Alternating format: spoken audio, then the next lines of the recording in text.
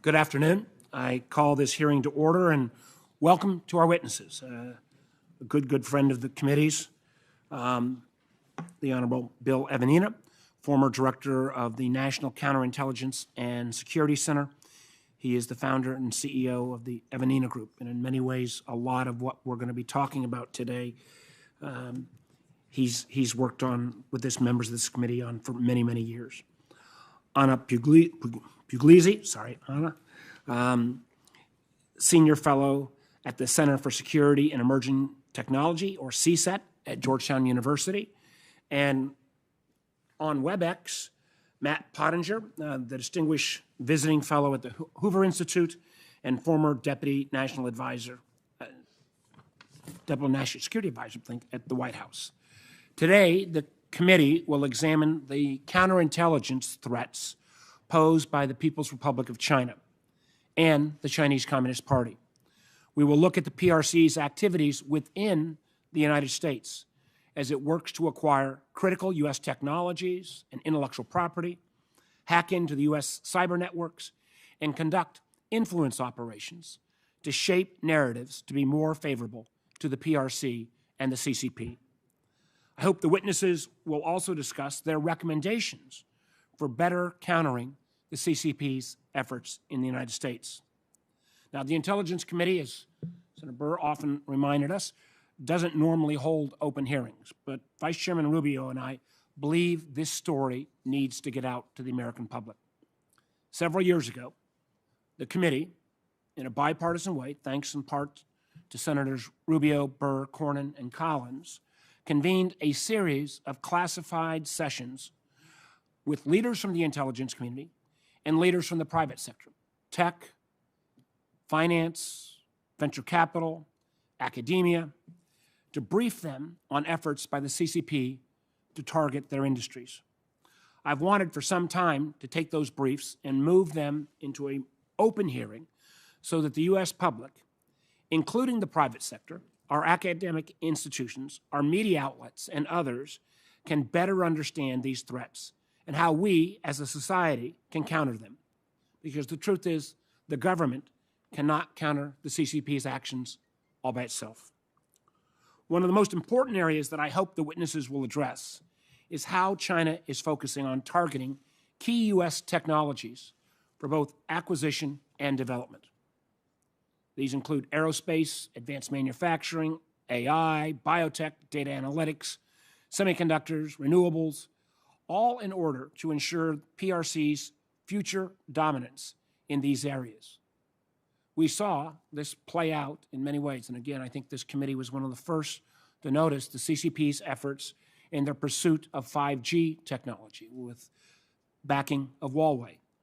And I'm proud that this committee's work in sounding the alarm on the threat of what would happen if networks all around were reliant on a sole source Chinese provider in 5G. That would threaten both our national security and our allies' security.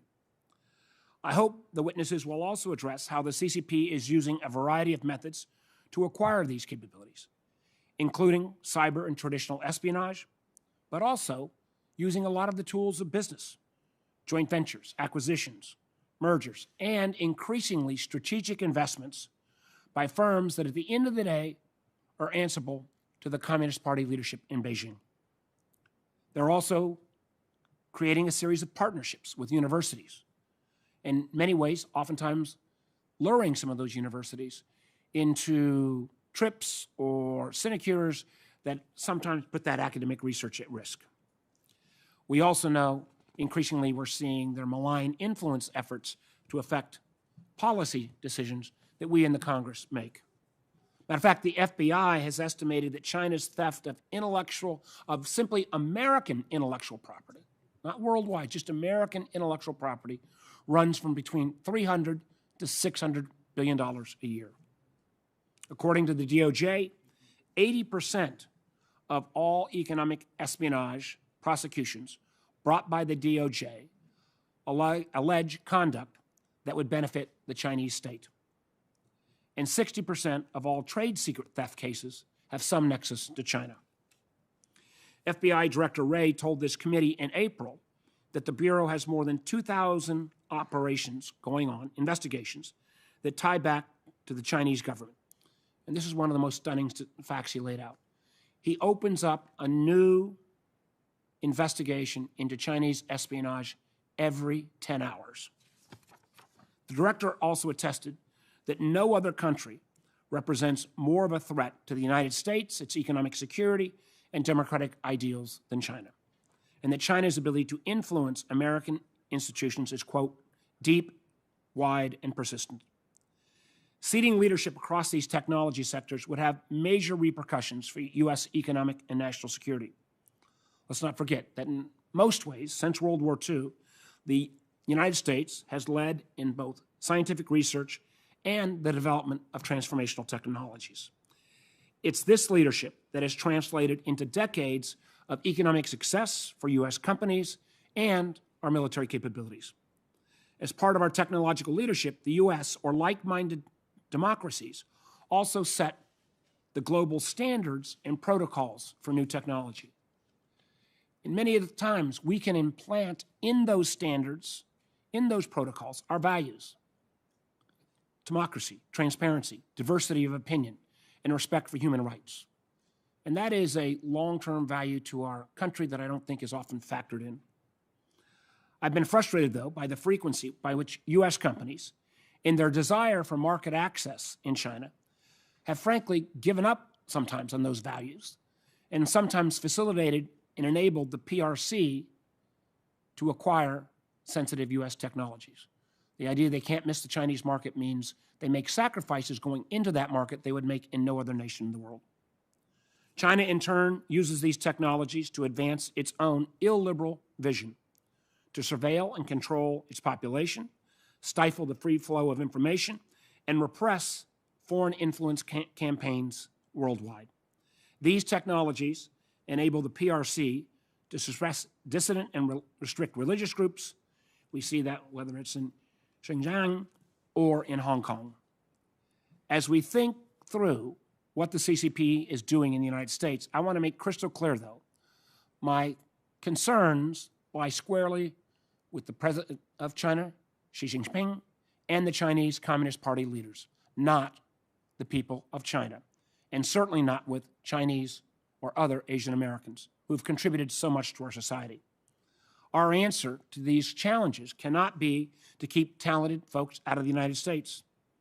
In fact, we've seen in my state of Virginia, Northern Virginia particularly, a technology hotbed, literally 40% of all the startups are started by first-generation Americans. So it is in our national interest to welcome these talented Chinese academics, entrepreneurs, and technologists, and in fact, make it more attractive for them to use their talent to bolster our economy, rather than simply going back to China. This is, again, where our values come into play. And Americans should also be aware that the PRC's pressures and coercion efforts don't stop with the diaspora or Chinese nationals living in the United States. As Senator Rubio will point out, increasingly, the CCP is focused on pressuring U.S. citizens, entities, and businesses across industries to, again, shape a narrative that advances their goals. Even for this hearing, a number of potential witnesses declined to participate in an open format for fear of retribution to themselves or their families. From the PRC's pursuit of critical and sensitive technology to its repression at home and coercion abroad, and its focus on trying to win the technology battle in the 21st century, it's clear that I think our country is facing a new Sputnik moment, where we must take steps to remain competitive, especially in technology, and find better ways to strengthen our defenses against the CCP's myriad intelligence, tech acquisition, and foreign influence operations. Because we're back into this kind of semi-hybrid system today, for today's meeting, we will be asking questions by order of seniority, and as Senator King has made clear, with the 5-minute rule applying. Thank you. I now turn to the Vice Chairman. Thank you, Mr. Chairman, for holding this hearing. I think you started out by talking about how unusual it is we have these open hearings, and there's a reason for it. The members of this committee on a regular basis review some of the most sensitive intelligence, both intelligence and the products that come from them that this government has available to it. So I think it should send a powerful message when you see that on issue after issue relating to China, issues that some would argue are outside the purview of what this committee has traditionally looked at, technology, academia, influence operations, global diplomacy, industrial policy, that it is members of this committee that you see in the lead on so many issues relating to China. Because members of this committee because of the role they play, have a very unique insight into this horror show that's playing out before our eyes in the 21st century. The title of this hearing is The Long Arm of China. The long arm of China is not some futuristic threat. It's already here. China is stealing between $300 and $600 billion a year. $300 to $600 billion a year of American technology and intellectual property. They hack into networks and they take it. They use venture capital funds to buy promising technology startups. They hide their ownership, by the way. They partner with universities on research, and then they steal that research, often research whose seed funding came from the U.S. taxpayer. They force American companies doing business in China to give the technology over to them. And I think the other thing most people don't realize is China already has tremendous influence and control over what Americans are allowed to say or hear about them or many of the other issues in the world.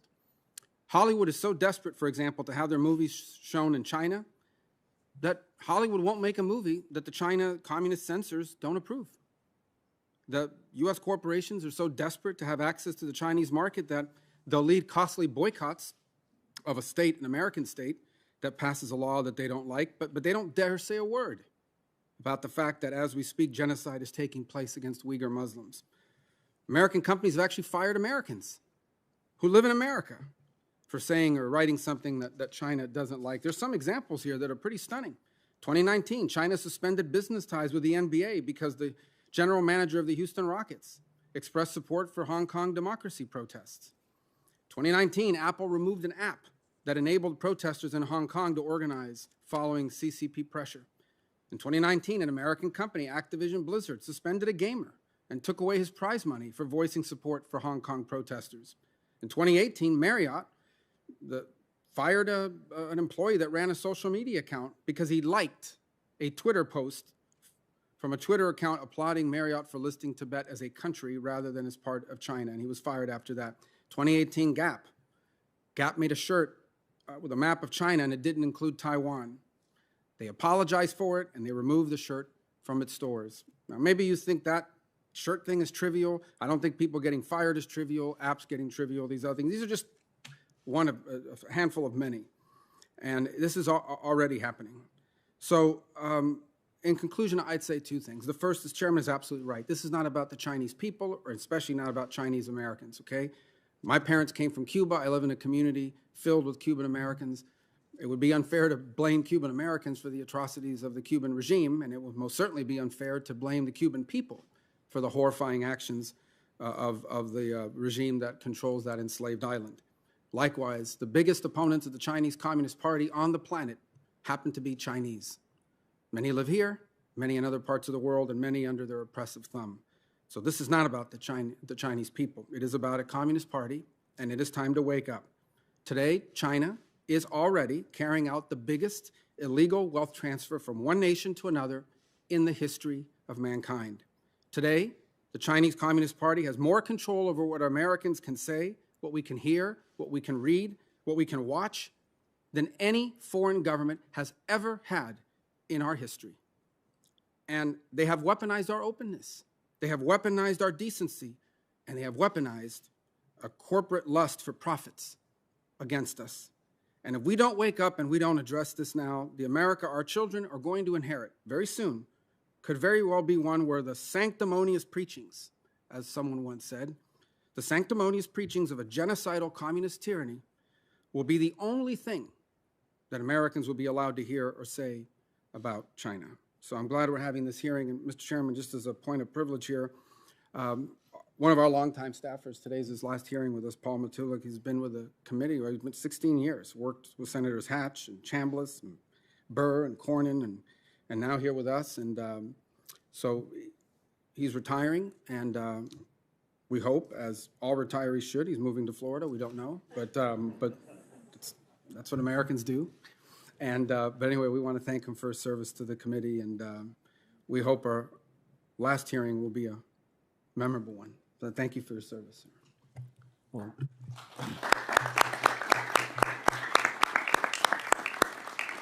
Well, let me echo that, and this was a subject of quite a bit of focus yesterday in our closed hearing, where he went into some of Paul's behavior and linguistic abilities.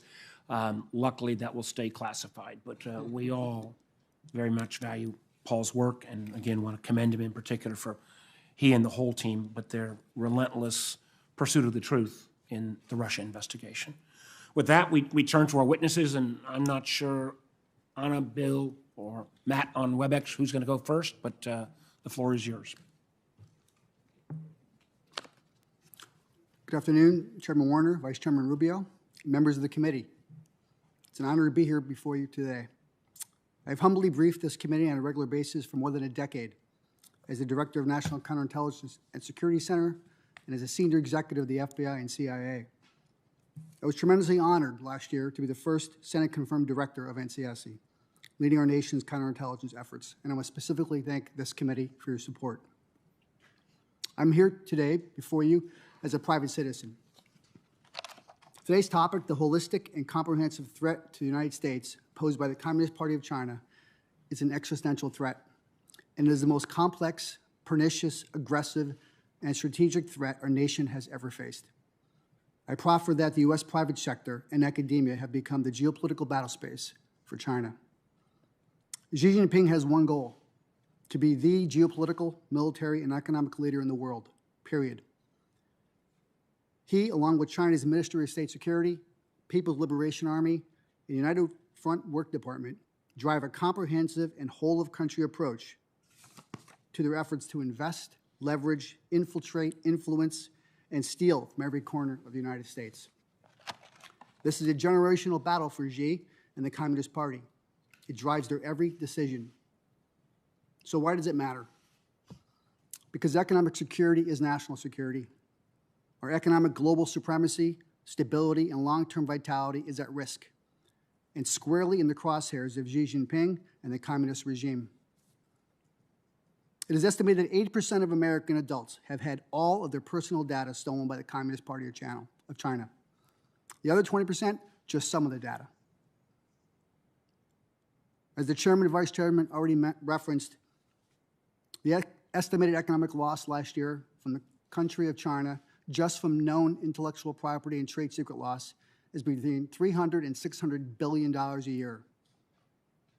It's a big number. What that means, it's between $4,000 and $6,000 per American family of four after taxes. Competition is great and necessary, and it is what made America the global leader we are today. However, I would proffer China's economic growth the past decade via any and all means is considerably less than fair competition. My question is, are we really competing? If we do not alter how we compete with awareness of China's malign methodology and one-sided practices, we will not sustain our global position as the world leaders from tomorrow's emerging technology down to our creative ideations.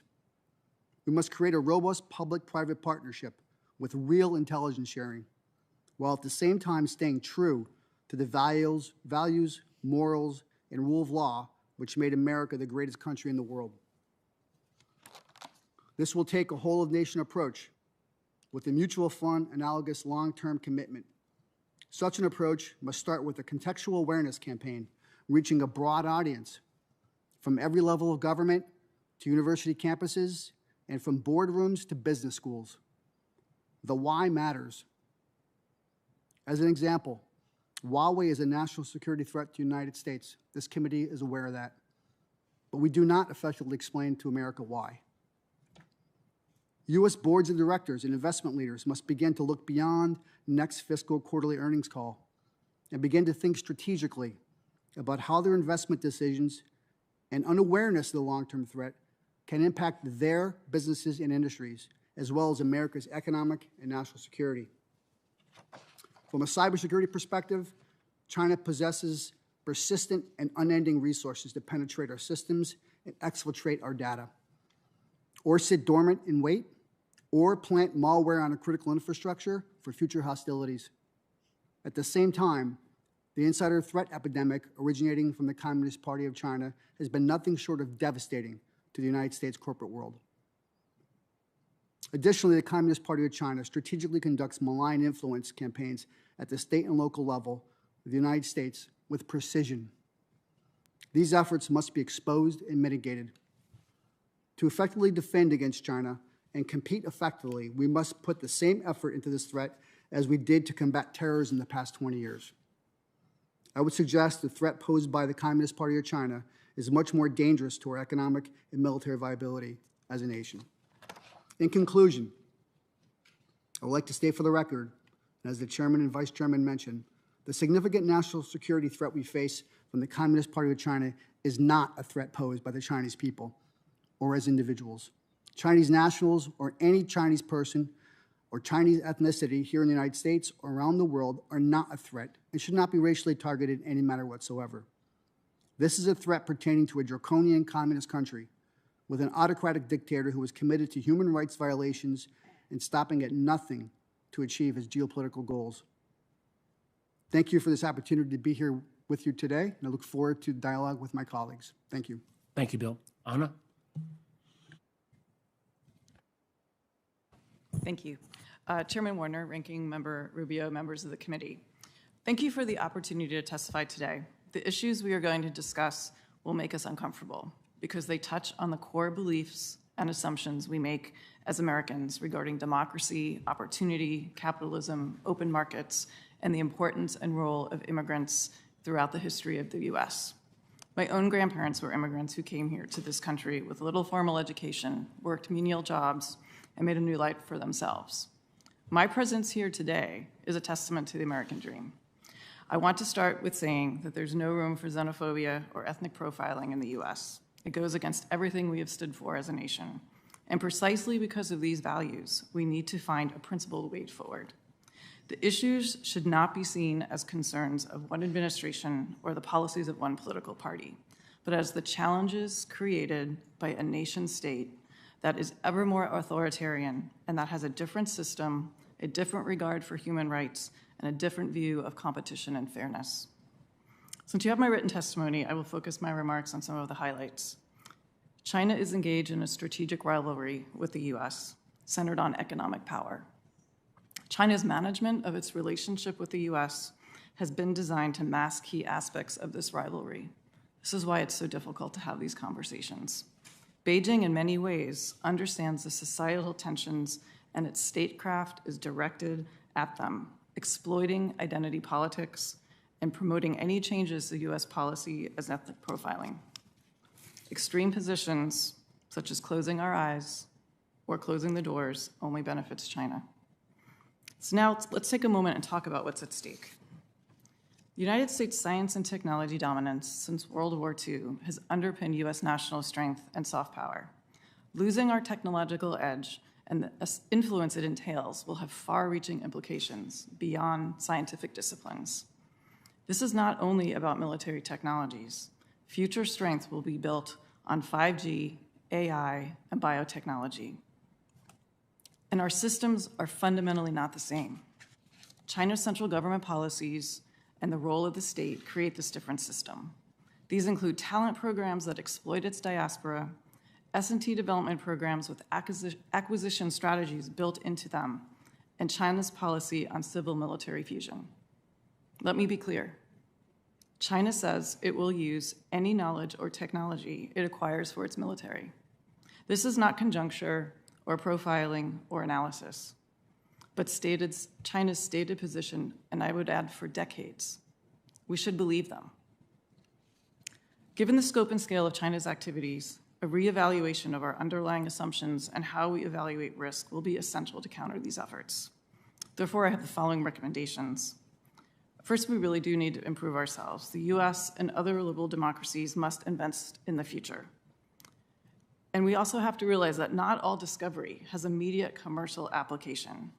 We need to focus on things that provide the highest value to the nation instead of just the lowest cost.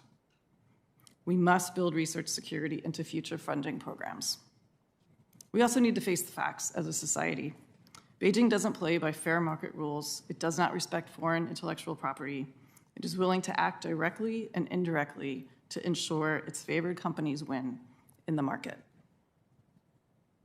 The result of this is that our companies and our researchers are not competing on an equal and level playing field, but instead are up against the strategy, and I would add the power and the money of a nation state.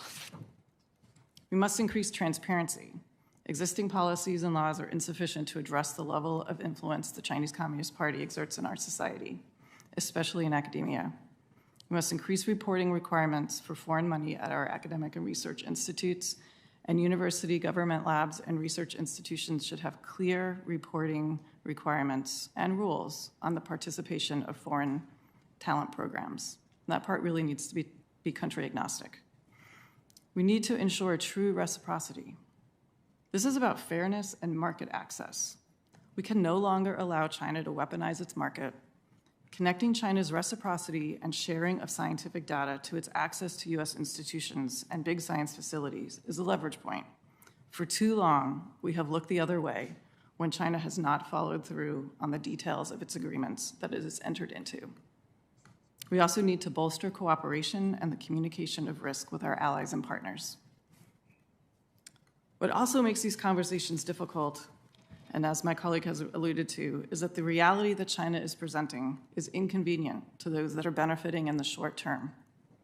This includes companies looking for short-term profits, academics that benefit personally from funding and cheap labor in their laboratories, and former government officials who cash in as lobbyists for China, state-owned and state-supported companies. We need to move beyond tactical solutions and have a comprehensive strategy for how we deal with China. So I would like to thank the committee once again for continuing to discuss this issue. These are hard conversations that we as a nation must have if we are going to protect and promote US competitiveness, future developments, and our values. If we do not highlight and address China's policies that violate global norms and our values, we give credence to a system that undermines fairness, openness, and human rights.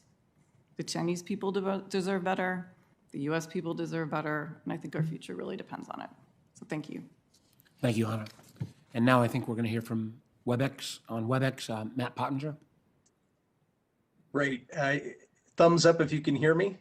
We can hear you but not see you. Oh, there you are. Now we can do both. Great. Well, Chairman Warner and Vice Chairman Rubio, thank you and your fellow committee members for hosting a public hearing on this very important topic. Many Americans were slow to realize it, but Beijing's enmity for the United States really began decades ago. Ever since the Chinese Communist Party, or the CCP, came into power in 1949, it's cast the United States as an antagonist. And then 3 decades ago, at the end of the Cold War, Beijing quietly revised its grand strategy to regard Washington as its primary external adversary, and it embarked on a quest for regional followed by global dominance.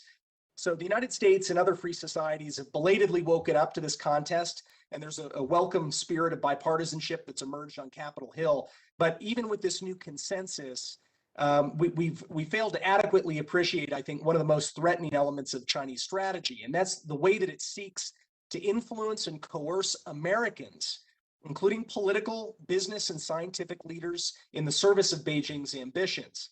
So the CCP's methods are really a manifestation of political warfare, which is the term that George Kennan, the chief architect of our Cold War strategy of containment, used in a 1948 memo to describe the employment of all of the means at a nation's command short of war to achieve its national objectives. So that's what China's doing. And one of the most crucial elements of Beijing's political warfare is its so-called united front work. So united front work is an immense range of activities with no analog in democracies. China's leaders call it a magic weapon, and the CCP's 95 million members are all required to participate in the system, which has many different branches. The United Front Work Department alone, which is just one branch, has 3 times as many cadres as the US State Department has foreign service officers. Except instead of practicing diplomacy, the United Front gathers intelligence about and works to influence private citizens, as well as government officials overseas, with a focus on foreign elites and the organizations they run, including businesses that you and Senator Rubio just mentioned. Peter Mattis, who detailed how United Front work is organized during his 2019 testimony before the House Permanent Select Committee on Intelligence, said, put simply, United Front work is conducted wherever the party is present. And the party is quite present here in the United States.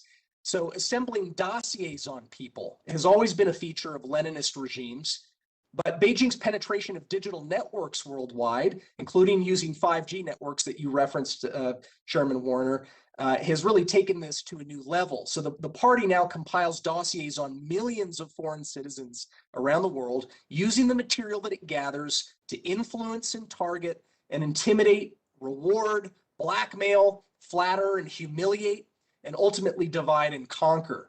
So Bill Evanina's written testimony today makes plain that Beijing has stolen sensitive data sufficient to build a dossier on every single American adult, and on many of our children too, who are fair game under Beijing's rules of political warfare.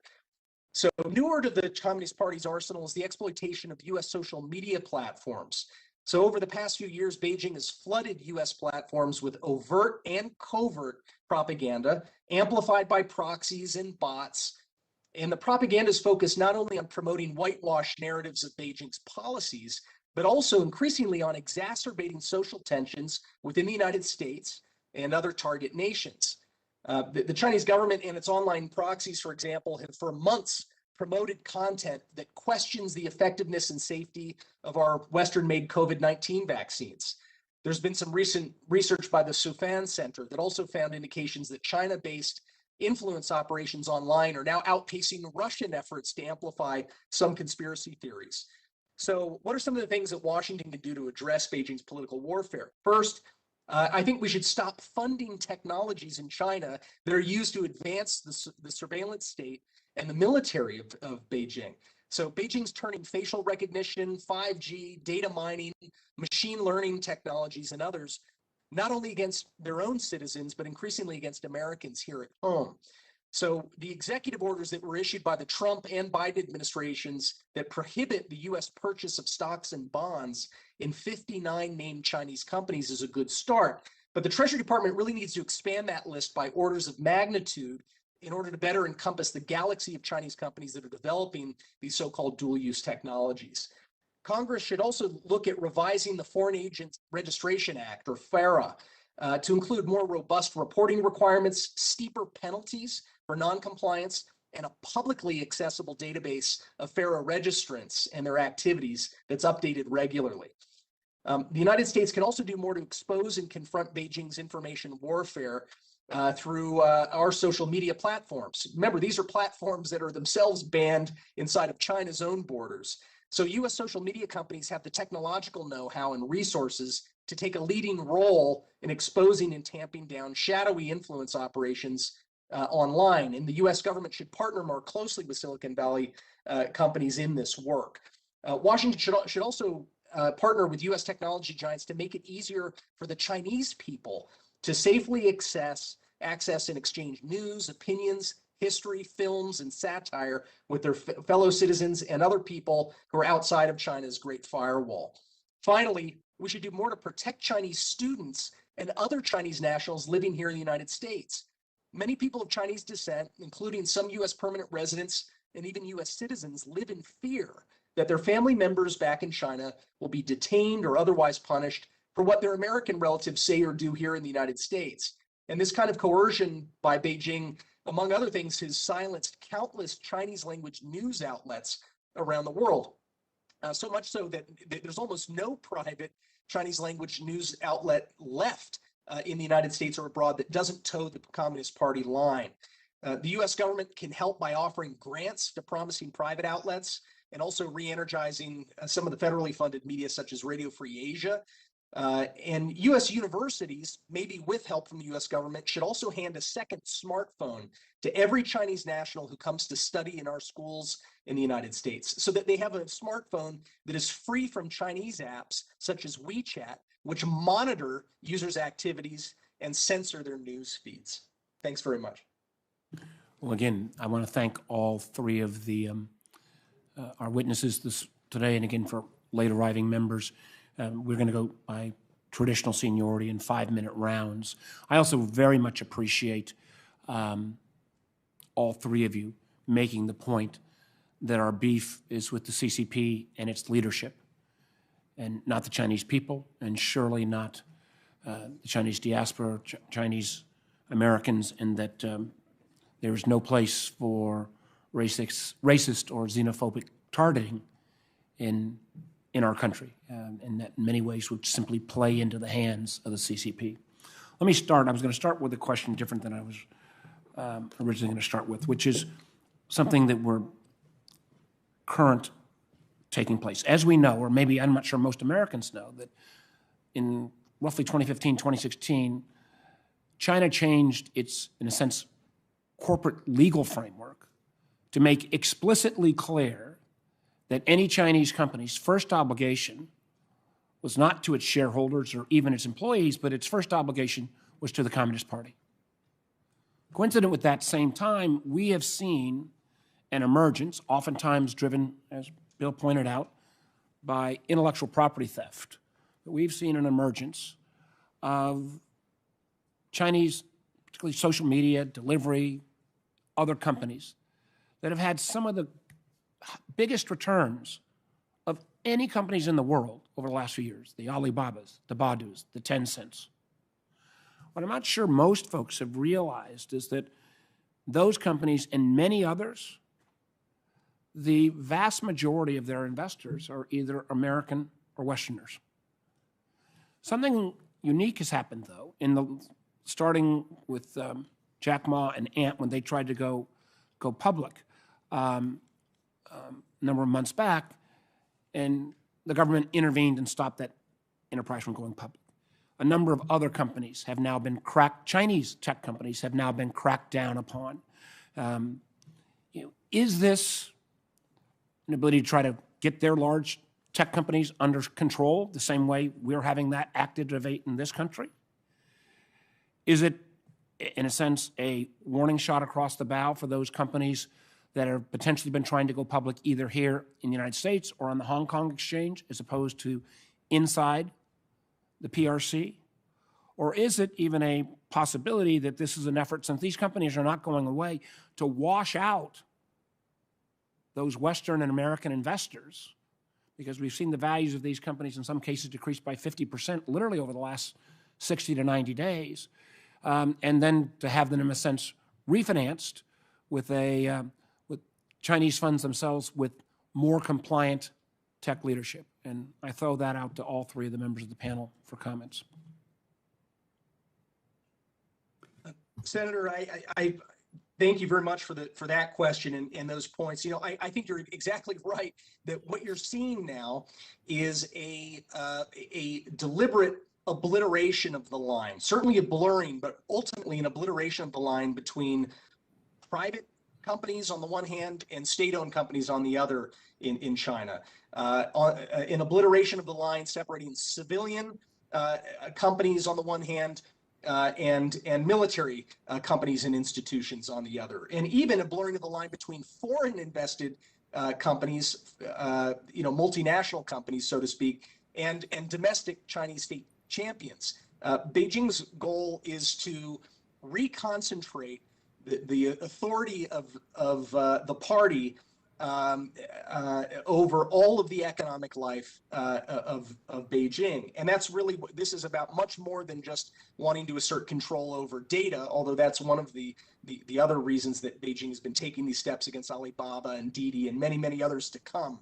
There are a number of laws that force those functions that you reference, and I'd be happy to provide an index of some of those laws that require companies in China, including foreign joint ventures, to first and foremost serve the national security interests of the party, to serve the party's broader interests, and to work at the behest of the security apparatus to do that. So corporate governance in China is not what is represented in public filings to the Securities and Exchange Commission. I've been waiting, turning purple, holding my breath, waiting for the Securities and Exchange Commission to begin asserting its authority to actually recognize that the risk factors are not even remotely adequately addressed in the public filings of Chinese companies here in the United States. Matt, could I cut you off there? Because I want to make sure, I'm going to try to adhere to my time, and I want to see if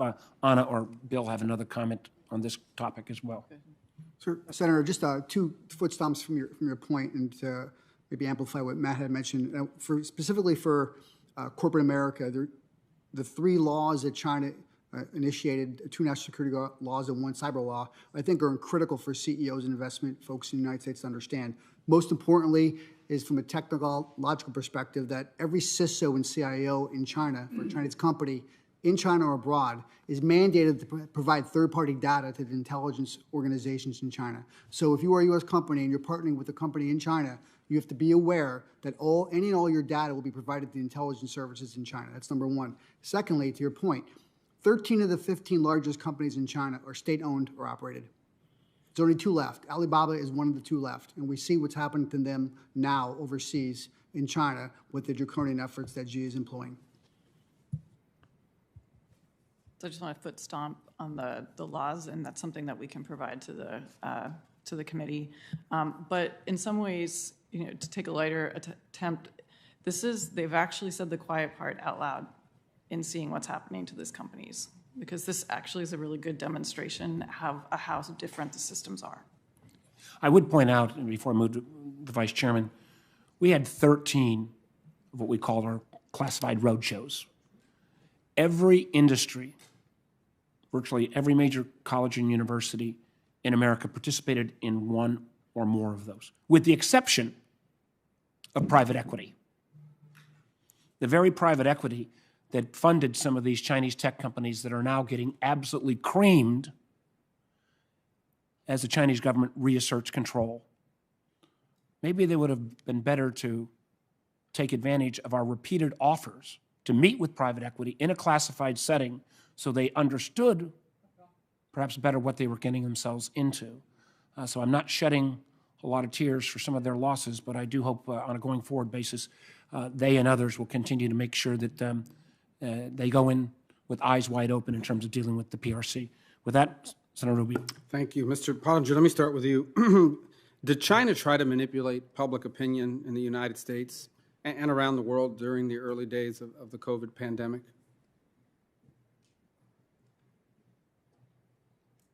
Senator Rubio, certainly we saw all sorts of activity by Beijing, overt propaganda, as well as what I would call more shadowy schemes to influence and amplify messages that in many cases are disguised to appear as though they are organic discourse between private citizens, but are really very carefully and well-resourced campaigns,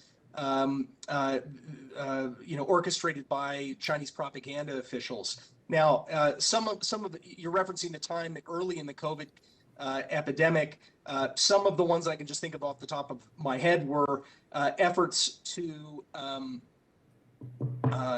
create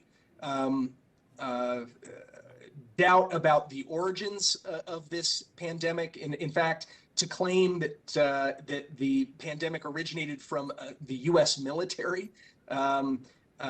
We saw efforts to undermine, as I mentioned earlier, the credibility of our vaccines. Certainly quite a lot of propaganda, both overt and covert, designed to create distrust and a lack of faith in democracy as a whole, and to amp up and elevate the idea of Leninist totalitarianism as a somehow superior model, in spite of what the record has been over the decades that the Chinese Communist Party has been in power. I'm thinking of the tens of millions of deaths of its own citizens from mismanagement from their government. So the short answer is yes, sir.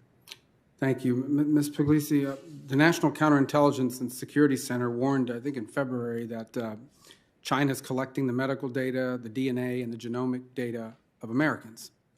Why do they want the DNA and genomic information of Americans? So China has amassed the largest genomic holdings of anywhere in the world. One of the most important questions in the next generation of both medicine and also biological research is the genotype to phenotype. So understanding what genes do. And so access to that kind of data, both their own and from other places in the world, gives them an advantage in figuring out some of those problems. And we know from their central government policies and programs, they have emphasized the importance of next generation medicine, and that is a huge focus for them. Meaning the designing of precision medicine that allows curing specific conditions in people with specific genetic makeups. Yes.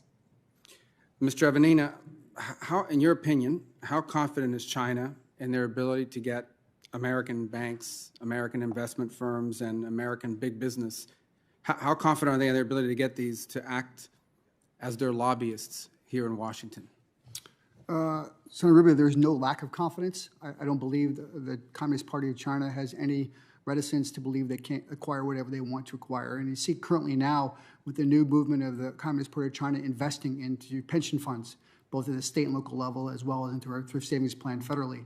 They do it in a sublime manner, sometimes shrouded in U.S. business investment and shrouded with third-party fund companies to be able to get and garner their corner their market, so to speak, in our investment fund. So they have no lack of confidence in acquiring anything they need in our financial services sector. No, and that's for sure. But I think the question was, how confident are they in their ability to get an American company, for example, or a finance sector or what have you, to use the lure of access to the Chinese marketplace to get them to come back to Washington and lobby policymakers here against or for decisions that China favors. In essence, they deputize them to come back and say, don't do this or don't do that. Their ability to turn these American entities into lobbyists for their preferred policy outcome in our policies. Again, there's no lack of confidence, and we've seen that occur in other parts of Chinese lobbying here in D.C., hiring former members of Congress, former members of the administration, former members of large banks to be able to come back and lobby and explain China's methodology and their narrative as to why their funding is more important than any funding here. And I will reiterate Senator Warner's point that some of my activities subsequent to retirement, the private equity and venture capital folks are saying they're getting 30% ROI from investments in China. Yeah, and so just real quick tied to that, are they forward-thinking enough to look at a state legislator, a mayor, a commissioner at the local level and say that person may one day be a member of Congress? Let's start working them now, get close to them, and have them adopt our favored narrative of China so that in the future, when they wind up in that position, they'll be more favorable to our views. Absolutely, and it's a common practice. I would point out that I want to note that Senator Cornyn and Senator Feinstein did some very good work that all of us on the committee supported on trying to strengthen some of those restrictions on that foreign investment with the CFIUS Act.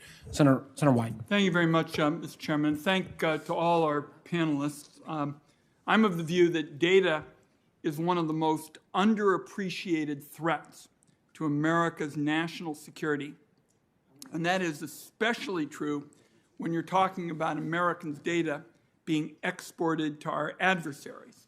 And it's already the case that the Chinese government or hackers based in China have stolen the personal information of hundreds of millions of Americans. As a result, I have been pushing hard to enact a law that would ensure that Americans' most private data cannot be sold off in bulk to countries that would use it against us. So my question to you is, I want to pick up on one of the earlier questions one of my colleagues just asked about with respect to genetic data. And because of the importance of this issue, Mr. Evanina, I know you've spent a lot of time on this. How does the Chinese government actually obtain the genetic information of Americans? And tell us for the record why that's so dangerous to national security. Thank you, Senator Wyden. I think there's a couple aspects to this question. First is to foot stomp your message of China's demand for data. When we look at what they've accumulated in the last decade, I'll point to Equifax. 150 million Americans, all their financial data has been taken by China. I will say that it's unnecessary for China to procure or buy our data when they can come in and take it for free because of our lack of cybersecurity defenses here, provide an open door for them to take through spear phishing and other vectors to get into our systems and take our data. With respect to DNA and genomics, they'll use front companies like BGI, which is a company around the world, to set up stations to collect COVID samples and do fertility clinics. And every single time you do that, you're giving away all your data to that known to that company, which, as we said before, is now beholden to the Communist Party. So as you provide genetics, blood typing, or any kind of COVID test, it's going to possibly go to the Chinese Communist Party, which is why we must protect what we do here on our soil from companies like Quest and other diagnostic companies which are in every single town from being procured by the Chinese government. I'm going to also hold the record open because I feel so strongly about this for any additional information you could give us on exactly how they obtain the genetic information, because that's the threshold question. You know, when American companies are being purchased, there's the CFIUS process that addresses the purchase of American companies. But the purchasing and export of the data itself is totally unregulated, which is why I feel so strongly about this legislation. And so if, Mr. Ivanina, in the next week or so, you could give us more information on how they actually go about doing it. Question for you, Ms. Puglisi. It's clear that the American government has been forcing the transfer of a number of valuable American innovations through legal acquisitions and illicit tactics.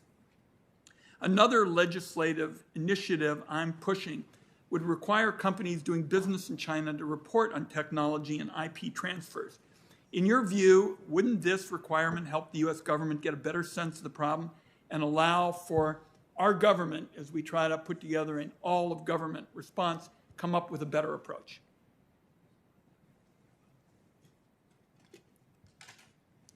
So I think that really gets at that transparency issue and understanding.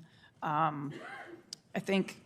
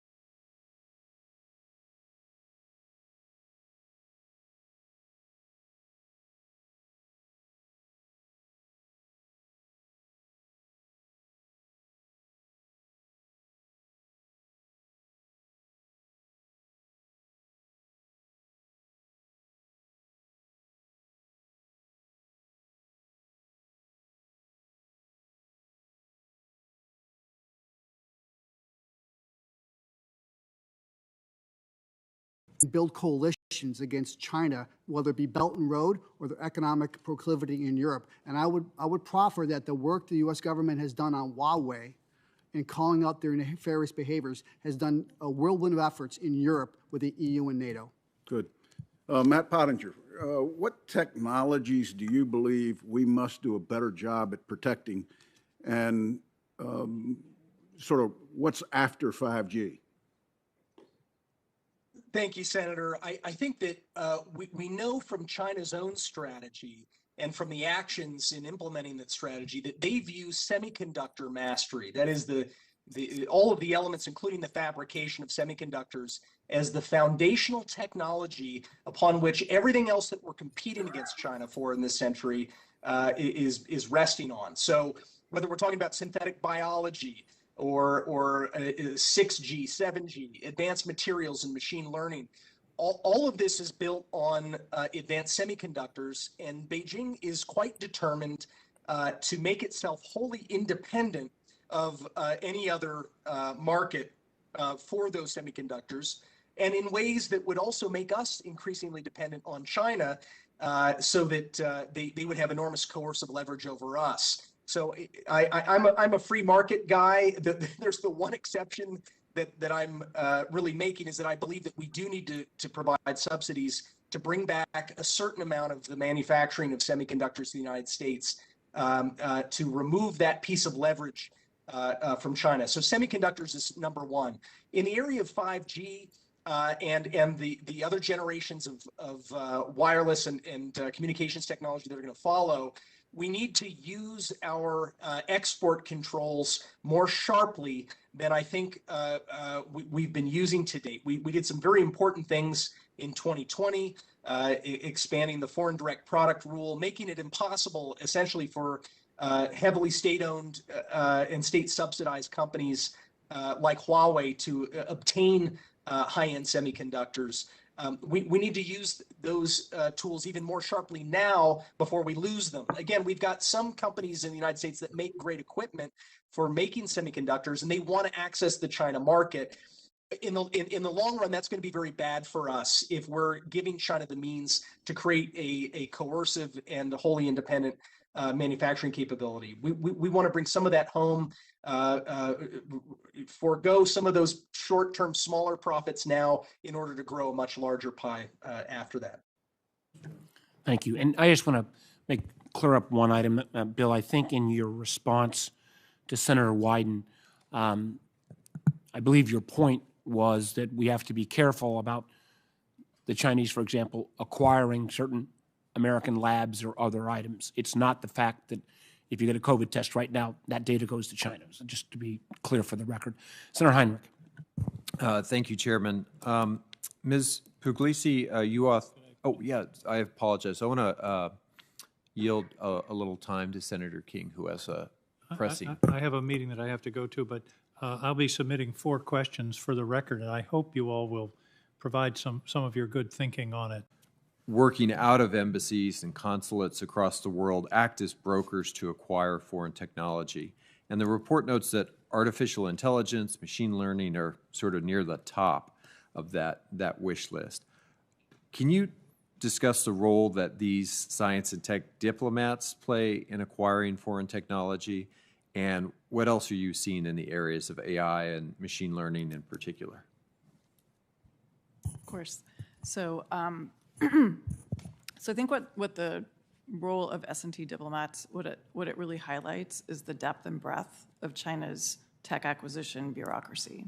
As we lay it out in this report, and this is based on Chinese language documents that we have mined and acquired, so it's all open source material, that there's a demand signal, and so the entity in China requests or highlights that they have a gap either in technology or knowledge that goes to a central database, and then it's actually farmed out across the world. And what's interesting about this is it really shows a nuanced understanding of where that technology is located and where to find that. And as you mentioned, the 2 things, the highest that showed up the most in our research was both AI, machine learning, and actually biotechnology. And one of the hub of activity for that in the United States was the Houston consulate. Very interesting. The CCP has leveraged individuals outside of government to pursue technology transfer, targeting foreign researchers and business leaders in order to transfer that technology back to the PRC. Can you walk us through any examples that are particularly illustrative, either in academia or in the private sector, just to give folks a sense for like how this tactic really plays out in real life? So what I'll speak to is a specific methodology that we see, and then, sorry, is that better? Okay, sorry about that. So what is interesting in both, as in my previous iteration working for, we always get questions about, okay, what is the list, right? What is the technologies that are being sought? And we do have that in a very general sense. But what makes that so challenging is what we call China's use of non-traditional collectors. And so these are actually the experts that are working on a particular area, working on a particular project, that are the ones that are targeting the technologies. What makes it so hard to counter a lot of times is initially some of these relationships begin as legitimate, whether they be collaborations or individuals that either join universities or join companies. But China has a number of policies, and one of the ones that I think pertains to this particular type of targeting of technology is one called serve in place. And it's something that we've seen reflected in Chinese policy documents since the early 90s. And it articulates that they seek to leverage individuals who have who are not living in China, who don't have any intention to go back, and they reach out to those people to fill strategic gaps, and increasingly even more so is the technological know-how. And so the how do you do things, how do you do quality control, how do you move technology out of the lab? Wow. Mr. Pottinger, could you talk a little bit more about semiconductor manufacturing and fabrication, and how would you rate our efforts so far at trying to start the process of bringing that back to domestic production, and what additional efforts would you recommend? Thanks, Senator. So the majority of the world's highest end chips are actually made in Taiwan by Taiwan Semiconductor Manufacturing Corporation. China has put well over $100 billion in subsidies into trying to replicate what Taiwan's able to do, and with very mixed results. In fact, they've not been able to replicate what Taiwan does, but what they are now trying to do, having recognized the fact they can't make chips at the bleeding cutting edge the way that Taiwan makes them, China is trying to make chips that are a couple of generations older than the chips that Taiwan makes. Now, older does not mean worse, because in fact, the device I'm talking to you on right now, or a personal smartphone, is made up of 10 chips, maybe only one of which is the really cutting edge chip. The others, which control graphics and voice and cameras and things of that nature, are older technology chips, which make up a massive segment of the market. They're still extremely important, and they can be leveraged in ways to make them greater than the sum of their parts, depending on how creatively you tie these things together. So what we do in the United States, we don't make that many chips anymore. We have a couple of exceptions. There's a company called Global Foundries in upstate New York that makes chips that are a couple of generations older, but it turns out that our military, most of our equipment runs on chips that are a couple of generations or more older, because those systems stay in place for so long. So it's been critical that we have a certain amount of manufacturing here at home. We also, where we really lead is in the design of chips, and also in equipment that's used in the fabrication of the chips. So those are areas where we want to do a better job, more strategic job of looking holistically at how we can deny China its very deliberate and clear objective of making itself completely independent and making us increasingly dependent on their supply for semiconductors, which until we have another technology are absolutely essential to every area where we want to compete in the innovative economy. Thank you, Senator. Senator Blunt. Thank you, Chairman. Ms. Polisky, let's talk about campuses for a minute. Nothing creates more friends for the United States of America than time in the United States of America. And this research discussion is one discussion. Another discussion is there are lots of Chinese students on campuses that have fine business schools, that have good health programs of various kinds, and other programs that don't do a lot of research. What are the dangers of us closing the door to smart, young Chinese people who want to come here and spend a couple of years, and how do we thread that needle? Senator, that's a really important point. And it's really important to make that distinguish between undergraduates, graduate students that are studying things that we're concerned with. And I think it circles back to the remarks that I made about acknowledging how different our systems are. Because we can't possibly understand, I think my colleagues also spoke to this, the amount of pressure that some of those students can be under if their families are still in China. The most recent Global Human Rights Watch report that came out talks about surveillance happening on U.S. campuses of these Chinese students. Well, I think we have to be careful there, because just like we can't understand the pressure they're under, they can't understand what the United States is like in the same way as if they were here.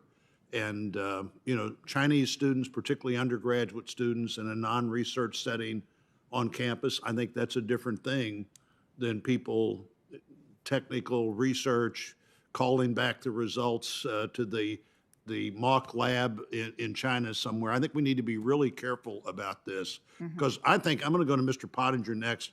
It seems to me that there is a likely change in a mindset here.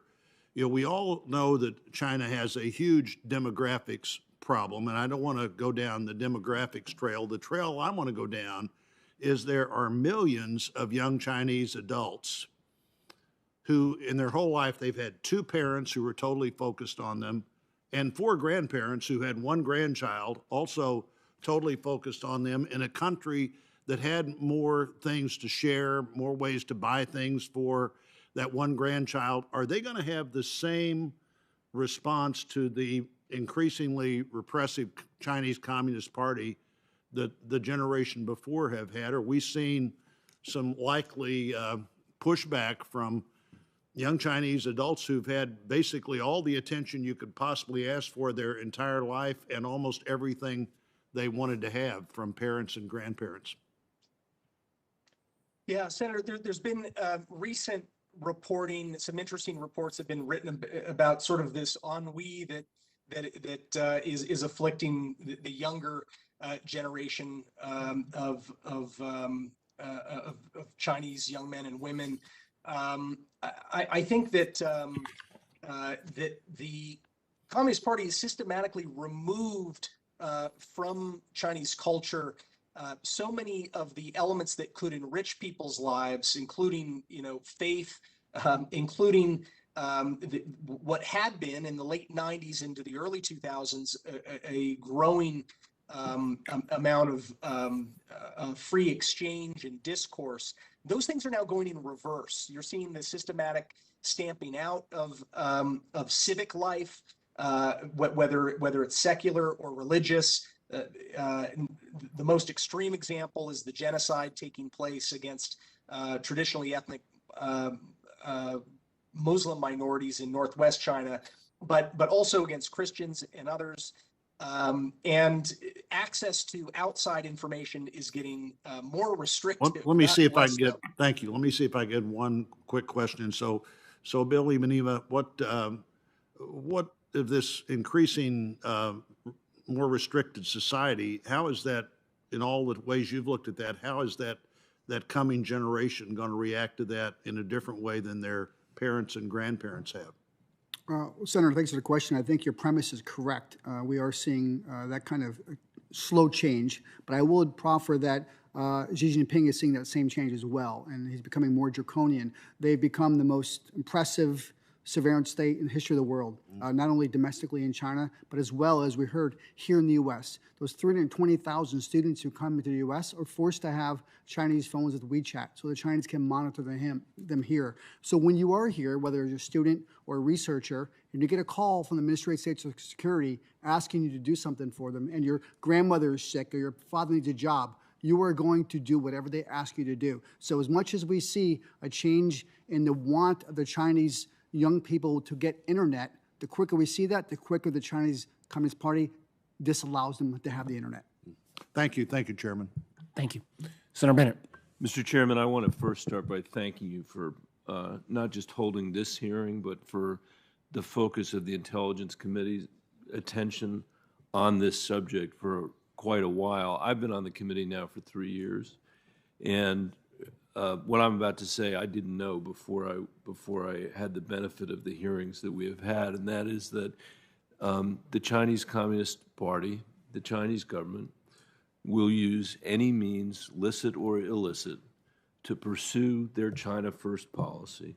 And the question for us is whether we're willing or whether we're going to be collateral damage in all of that. And this isn't just a fight or a competition, let's use that language, a competition between two economies. It's a competition between democracy on the one hand and totalitarianism on the other. It doesn't have anything to do, as you said, with the decisions the Chinese people are making, but they are the decisions that the Chinese government has made, and increasingly in the last decade exported around the world. So we're facing the consequences of that all over the world.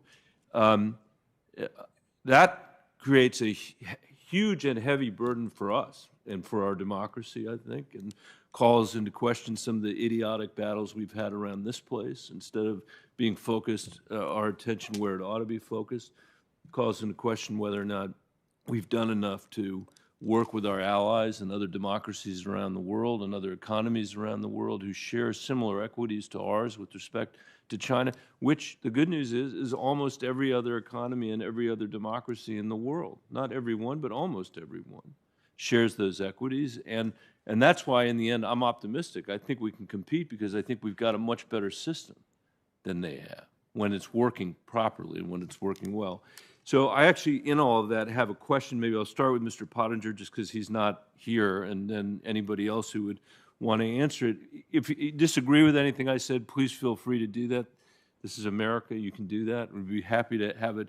But if you don't, I'd be curious what message you would like to send, to go back to the Chairman's initial question, to private equity firms in the United States, to their leadership, the leadership of venture capital firms and other investment firms that are investing in Chinese technology, imagining that somehow it's not dual-use technology, imagining that somehow the Communist Party isn't going to be the beneficiary of this, and telling themselves that that ROI that Bill talked about somehow is worth whatever the risks are. So why don't we start, Mr. Pottinger, with you? Thanks, Senator. I think that the argument on returns on investment is rapidly evaporating. I mean, we saw the obliteration of close to $1 trillion in shareholder value just in the last several weeks, as Chinese stocks were systematically, rectified by regulators in Beijing. And so that argument, I think, over time is going to atrophy. But what I would tell private equity investors, including venture capital investors, is that ultimately many of the technologies that they're investing in fact, arguably almost every successful Chinese tech company that exists today was seeded with Silicon Valley or other foreign venture capital money, as well as with Silicon Valley know-how. And we know that some of those companies have now applied their technology to some of the most nefarious human rights atrocities since the mid-20th century. So that is going to come back to haunt companies in reputationally in ways that I think a lot of companies aren't yet prepared for. Is there any, I've got 40 seconds left. I don't know if either of you would like to consume that.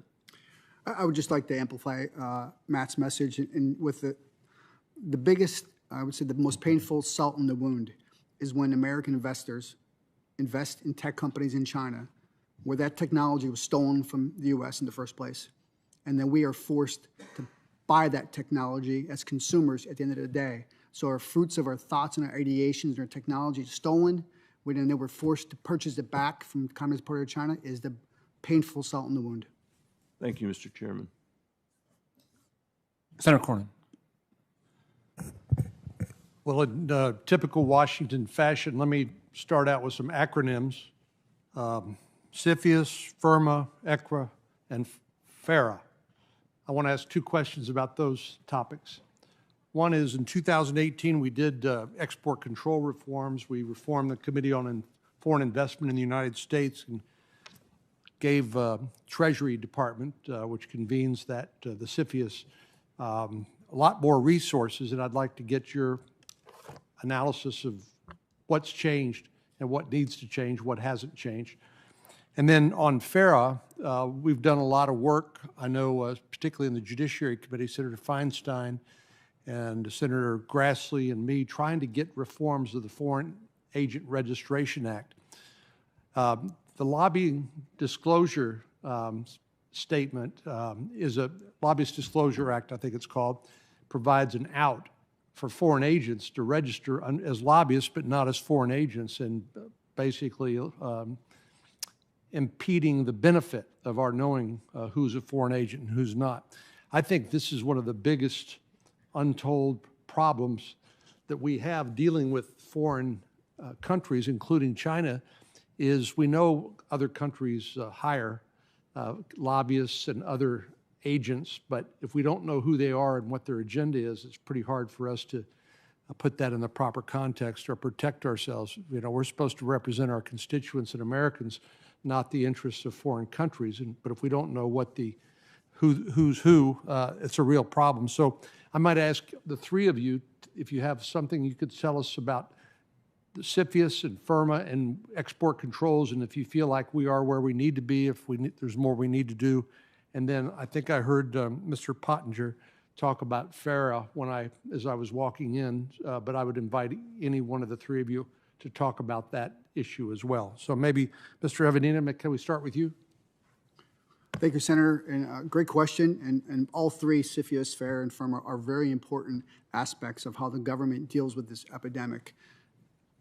I do think that subsequent to the legislation in a few years ago, I think we still need to appropriate more resources to it. I think, yes, it was housed in Treasury, but there are a multitude of other agencies who could add value to that, who did not increase resources to that effort. So I do think it's the right vehicle. There's just not enough people in that vehicle to do that work. So I'll caution with that. Secondarily, I think the premise of some of these is a little skewed because, as Anna talked about, the non-traditional collectors who come here either wittingly or unwittingly working for the Communist Party of China don't know they're lobbyists and don't know they're here registering as a foreign agent. Most likely they're not. And oftentimes they can conduct high-level research at a ceramics lab or an institute and then get a phone call one day by someone back home. They don't know that they're an agent of a foreign power and they don't know that they're a lobbyist. So I think sometimes the nomenclature and lexicon needs to be shaped and formatted more towards the non-traditional collector. Ms. Puglisi, would you care to comment? Sure. So it's encouraging, and all of the hard work that everyone on the committee has done, especially in these different areas. I think going forward, going back to my remarks, I think it's important to remember the multifaceted ways that China targets our technology and how different the systems are. I think one of the challenges as we break this problem down into specific slices, we as a country, because we are a law-based society, because we are a rules-based society, try to get things narrow to a specific point. But when we're dealing with a non-rules-based adversary or entity, it makes those policies much more difficult to not only enforce, but to have the desired outcome. And so I think as we move forward, we need to think about what is the desired outcome of the efforts across the board with technology acquisition, and how do we mitigate some of these activities, and design policies and programs in addition to the ones that we already have that get at how do you deal with a non-rules-based entity. Mr. Pottinger, would you care to comment? Senator, thanks for your leadership on FIRMA a few years back, which was a real improvement on CFIUS. I would say that where there's still a loophole is in the area of venture capital and private equity. Beijing benefits enormously just from having a seat on those funds. It gives it a sort of a panopticon to see all of the newly emergent companies and technologies that they want to then target for more in-depth scrutiny and investment and theft. I think it's on the FARA front, making it a searchable public database that's frequently updated so that it becomes much more public and much more comprehensive, that all of that activity that you were referring to, some of which is not currently captured, but which needs to be. Thank you. Senator Casey. Mr. Chairman, thanks for having this hearing and focusing our attention on these issues in this open setting. I wanted to start by making reference to Mr. Ivanini's background. He's a Lackawanna County, Pennsylvania native, a Valley View High School graduate, also a degree from Wilkes University. So I just hope after your career is over that you at least retire in Lackawanna County. But we're grateful for your public service and for the work you continue to do. I will probably direct my what I hope would be two questions to Ms. Puglisi and Mr. Pottinger, but Bill, feel free to weigh in as well. I wanted to start with an issue that Senator Cornyn and I worked on, especially in the lead up to the most recent competition legislation. We introduced a bill called the National Critical Capabilities Defense Act.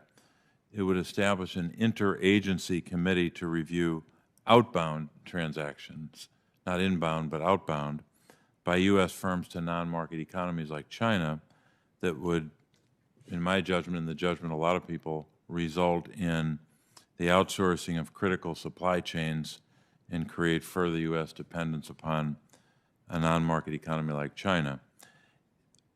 I guess my first question is, to what extent is that kind of outbound investment by U.S. companies to non-market economies like China compromising our supply chain security and then subsequently our national security?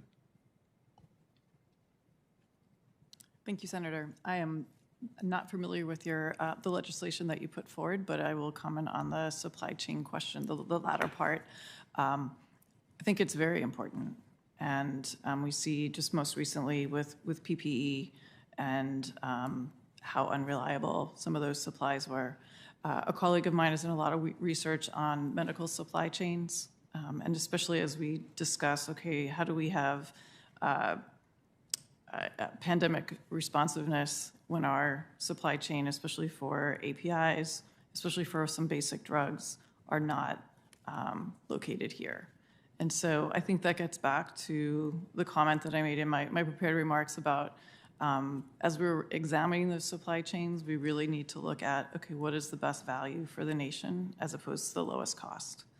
But that also gets at some of the market access issues as well, because we have seen cases, and I actually put in my written testimony about cases where, because of that market access, we have pharmaceutical companies that are sending or closing down those API or kind of your more basic drugs manufacturing here and actually manufacturing those in China. So that with the draw of, okay, then they'll be able to sell some of their more lucrative materials there. Thank you. Mr. Pottinger, any thoughts you have on Thanks, this? Senator. Yeah, I think that I laud the goal that you're pursuing here, and with this legislation, which I haven't yet read, but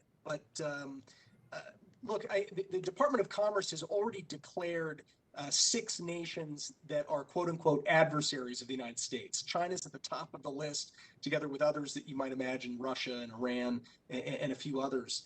One of the reasons that Beijing may have felt so confident and not, it really didn't bat an eye before destroying almost $1 trillion in shareholder value in its publicly listed firms in the United States was because it's getting tens of billions of dollars through other means from more passive sources in the United States. These are institutional investors who are passively tying their money in the form of bond purchases and stock purchases to indexes. These index providers are weighing Chinese companies much more heavily than they used to, even as China becomes less and less transparent of an ecosystem to invest in. Almost every American reporter has now been kicked out of China. We have no idea what's going on with Chinese companies, yet these index providers keep putting more prominent weighting on Chinese companies so that more and more passive investment, ultimately hundreds of billions of dollars, is going into Chinese stocks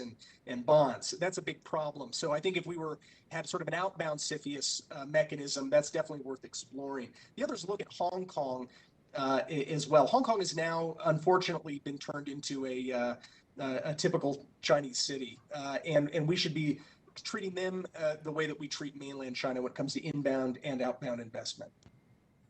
Thanks very much. Mr. Chairman, I'll submit a question for the record on intellectual property, but we'll do that for the record. I think you're pursuing an interesting line of questioning, and I think what Mr. Pottinger just said there, it wasn't just the folks that went directly in to some of these companies who've lost all this value, but oftentimes the passive investors. And the thing is, these companies are not going to disappear. They may simply be replaced with more Chinese investors and a more compliant leadership in those firms. Senator Gillibrand. Thank you, Mr. Chairman. Mr. Evanina, you were the head of the National Counterintelligence and Security Center. In 2018, DOJ required state-sponsored media outlets like Xinhua News and China Global Television Network to register as foreign agents. Yet, when Americans visit those websites, when Americans read or listen to watch those stories, there isn't even the most basic labeling information for the consumer that are visiting a foreign agent-registered news site. This is true for Russia, too. Russian media outlets like Sputnik that run influence operations through radio shows in the U.S. are forced to register as foreign agents by DOJ, but no one notifies the Americans who are listening to the shows or who are reading their stories. And I think that's really irresponsible. Why is the burden on the U.S. consumer to go to the DOJ website to hunt down FARA filing forms to know where they're getting their information? Senator, thanks for the question. And I think you were getting at the heart of what I believe to be the new frontier, which is malign foreign influence. And I think when we look at how countries like China and Russia facilitate their influence here, it starts with media. It manipulates social media, TV stations, newspaper, print, and we are unable to see it. And I will proffer that the U.S. government's inability to look at media due to constitutional issues provides a vast gaping hole for who should do that, right? I think it's unfair, as you said, for constituents to understand, and they're not going to go to DOJ website, but we don't have, I would reference, the State Department has a global engagement center. We don't have a domestic engagement center to help advise and inform Americans as to how to identify where that influence is and what might be true or what might not be true from that website. So I do think we have a hole to fill with respect to understanding malign foreign influence to help Americans everyday living, technology, but also with elections in the future. Where would you place that domestic engagement center? Under what agency? Well, I would have to think more on that, Senator, but off the top of my head, I would say it would have to be partly in the intelligence community where it can garner the most real-time actionable intelligence from our collection. At the same time, it has to have a vehicle that could produce that intelligence unclassified to the consumers around America. Right, because shouldn't this basic foreign agent information be affirmatively provided to American consumers so they can make informed decisions about where the foreign state-sponsored news is actually coming from? Yes, and to that point, I think if you look at things from an agency perspective of the goals, responsibilities, and the agency's names, I would say the Department of Homeland Security would be the right nomenclature for that kind of role. So do you think that FARA needs to be strengthened or clarified in some of those loopholes that allow China and others to push their misinformation without any consumer protection notice? Yes, I do think that any of these issues, whether it be FARA or FIRMA or CFIUS, should be looked at every year because the technology moves and how we see our adversaries change their tactics based upon legislation we employ or policies. We have to update that on a year-by-year basis to understand how China or Russia or Iran has revectored their influence so we can act accordingly. I think that also should apply in some respects to our platforms, our social media platforms, because especially in a current example like the debate about vaccinations, a lot of Chinese and Russians are actively trying to mislead Americans. And I think there has to be some responsibility to the purveyors of this information to have a way to know if they are foreign agents. Do you agree? I completely agree, and I look back the last year or so, as Mr. Pottinger had referenced, and as I went through the election, the ability to siphon through malign foreign influence and messages that are factually not correct is a very difficult venue. And when we look at the abilities of our adversaries, Russia and China, to no longer seed information here, but to use our own information to amplify for other Americans, takes on its own new weight of a really difficult obstacle to be able to do that. Ms. Puglisi, obviously foreign adversaries have tried to influence our country for a very long time. This is nothing new. Russia has attempted to steal our technology through investments, through exchange students, through cyber operations, attempted to recruit, tried to intimidate, stifle dissent, unflattering narratives, as does China. So obviously this is problematic and serious, but the question is, what aspects of this threat are new? And is it simply a question of scale and breadth of China's operations and theft of trade secrets that differentiate it? And how should these distinctions shape our strategy and counter their efforts?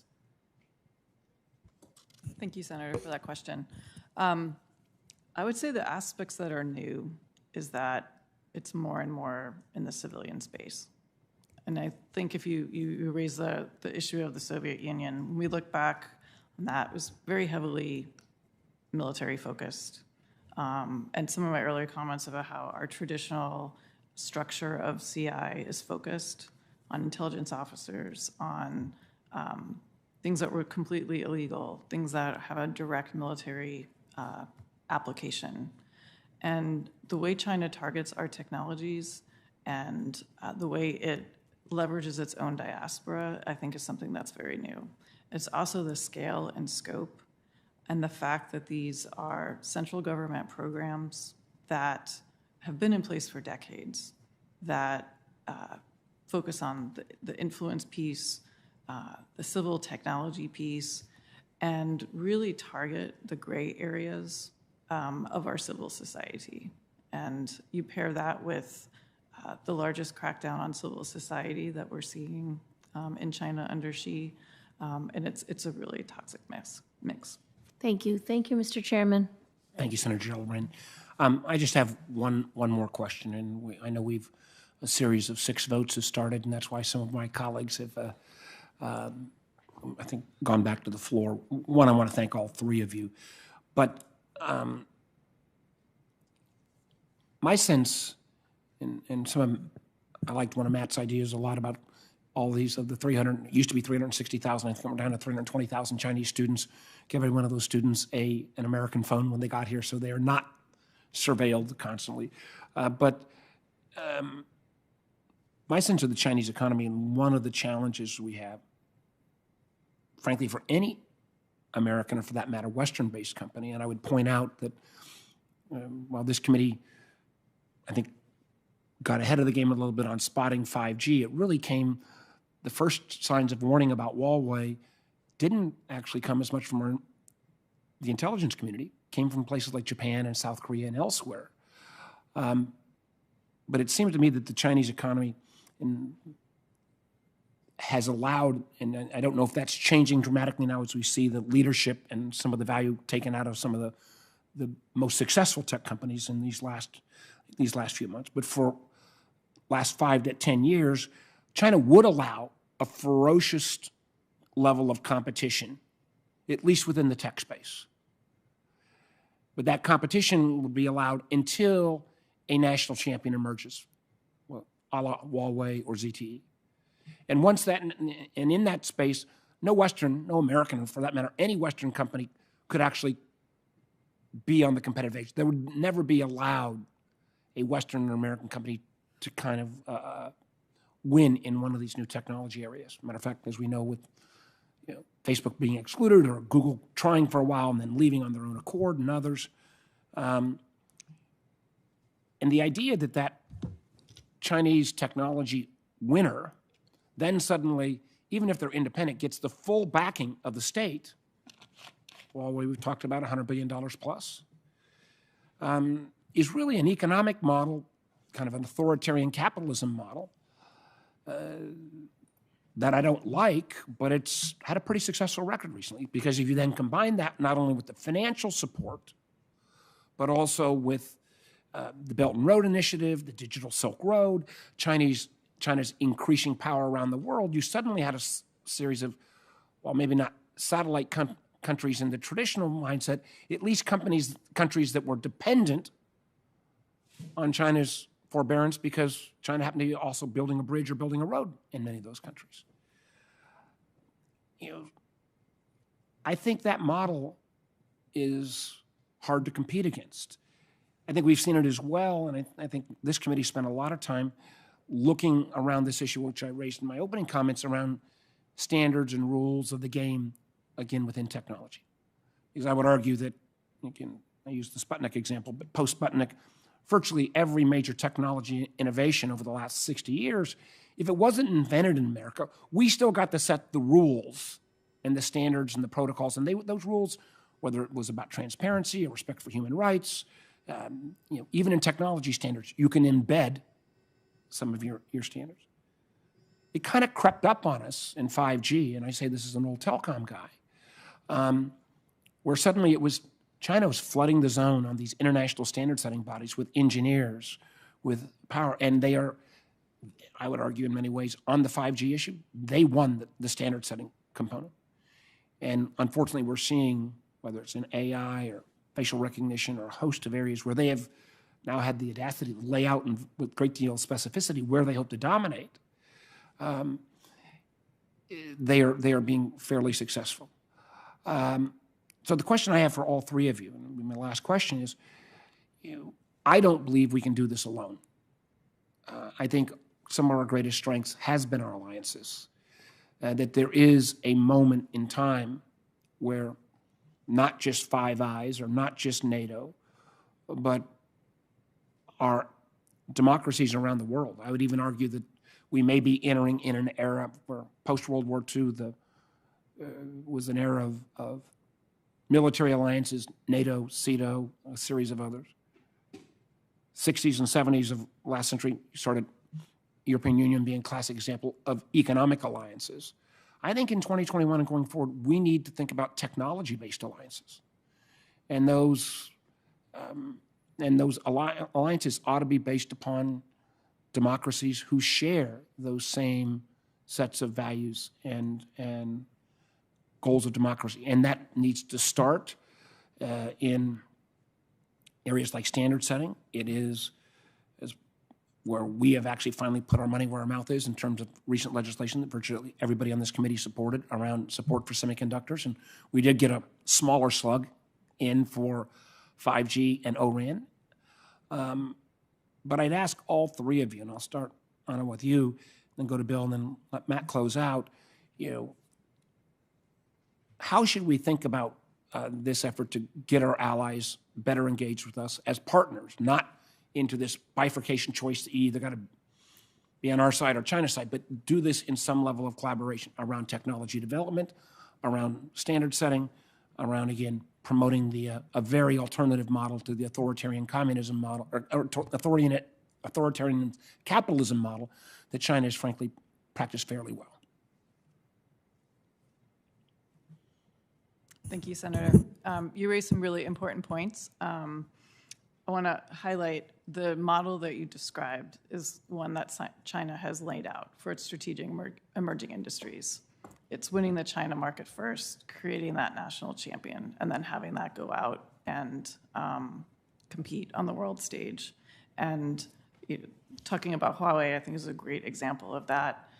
What it highlights are those areas and what are those characteristics of these different industries where profit margins, national security, in some ways, go in opposite directions. And how do we actually compete with that? Because those industrial policies of our like-mindeds are very, very different in scale, scope, and flavor than what we're seeing with China.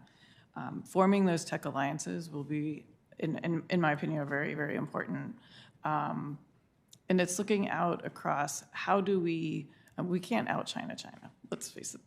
But we don't want to. We want to double down on the advantages of our own system. And that is working with our partners and allies in building those innovation hubs, finding those niche areas. Some countries will be set for tech alliances in certain areas, some in different technologies. But it's also, I think, it's part of that information sharing and risk calculation sharing that we should have those dialogues about what's at stake and how we can use technology that are in line with our values and the values of our allies and partners. Thank you. Bill? Senator, first, thanks for having this hearing. I think it's really important for the American public to understand the issues that you and the Vice Chair brought to the openness since we hadn't closed hearings for a few years. I think your premise is right on our need to cooperate and collaborate with our allies. However, I will proffer that we need to lead in that collaboration. I think with respect to my colleague Anna's point, China's not going to change. And I think if there's one thing in D.C. that we have bipartisan support on is that China is going to be China and they're going to double down. We have to make a decision in America. Do we want to change the way we operate? We clearly are bifurcated for the right reasons between the government and the private sector.